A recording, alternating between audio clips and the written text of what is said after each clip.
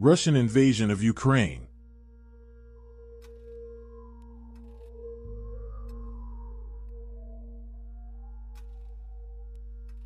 On February 24, 2022, Russia invaded Ukraine in an escalation of the Russo-Ukrainian War, which began in 2014. The invasion has killed tens of thousands on both sides.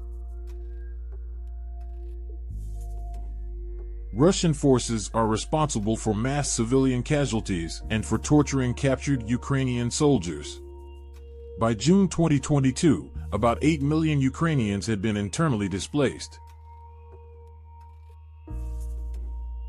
More than 8.2 million had fled the country by May 2023, Europe's largest refugee crisis since World War II.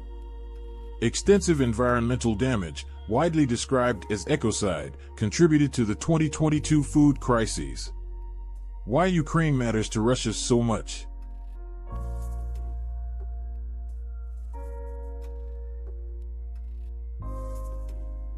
Feeling encircled by the West and pro-democracy movements from Ukraine to Georgia, Russia under Putin has countered with aggressive policymaking wherever it felt under pressure.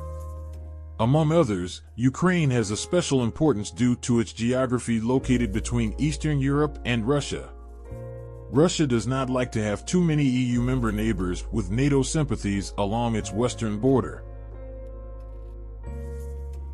Lithuania and Estonia, the two Baltic states neighboring Russia, already joined the Union much to the dismay of the Russian establishment.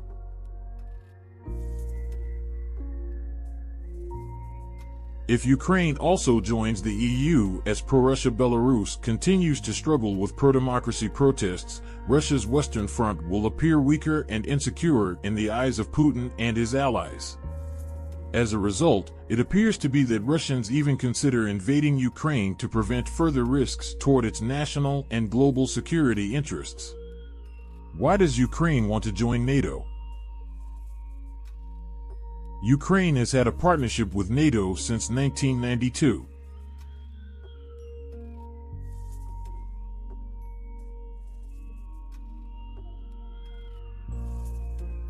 NATO established the Ukraine-NATO Commission in 1997, providing a discussion forum for security concerns and as a way to further the NATO-Ukraine relationship without a formal membership agreement.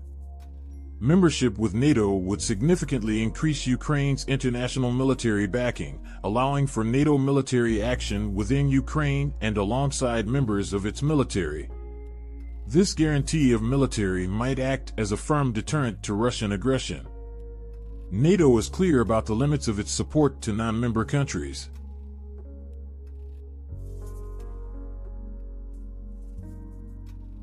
While it has supported non-member countries like Afghanistan during humanitarian emergencies, NATO does not commit to deploying troops to a non-member state. Membership would draw Ukraine more firmly toward Europe, making it more likely that Ukraine could join the European Union, another policy goal for Ukraine.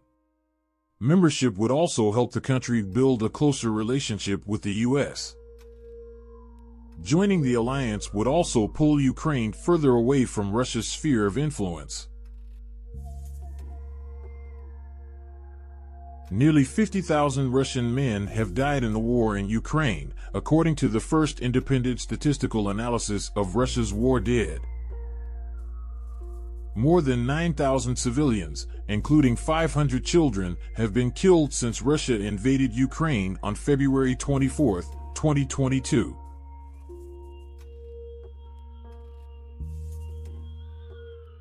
Ukraine has suffered 124,500 total casualties, including 15,500 killed in action and 109,000 wounded in action, according to the document entitled Russia/Ukraine. How can the war on Ukraine end?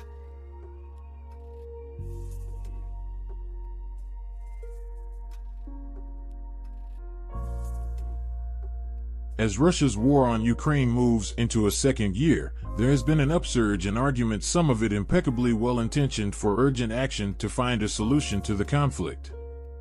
The impulse to find ways of stopping the war is understandable. It deserves respect.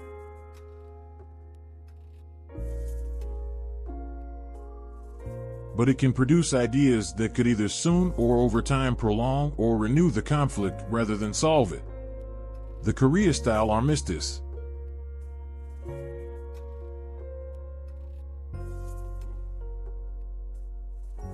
"2023 sees the 70th anniversary of the armistice agreement that de facto ended the 1950-53 Korean War.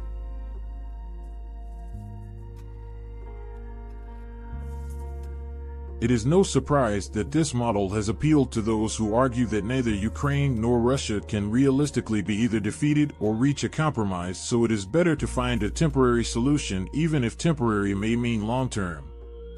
It sounds hopeful.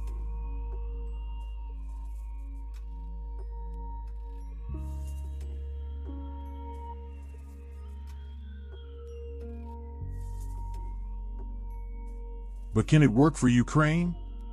First, a Korean-style armistice would be likely to postpone indefinitely any serious effort to hold Russia accountable for the crimes and the damage its war has inflicted on Ukraine. No resolution of the conflict is likely to be satisfactory or successful unless it comes with a credible practical answer to the question of what guarantees Ukraine's security and sovereignty in the future. We need fully convincing answers to the question, what post-war arrangements will ensure that Russia will not attack Ukraine's territory again and cease to pursue its preposterous claims on Ukraine's sovereignty and independence?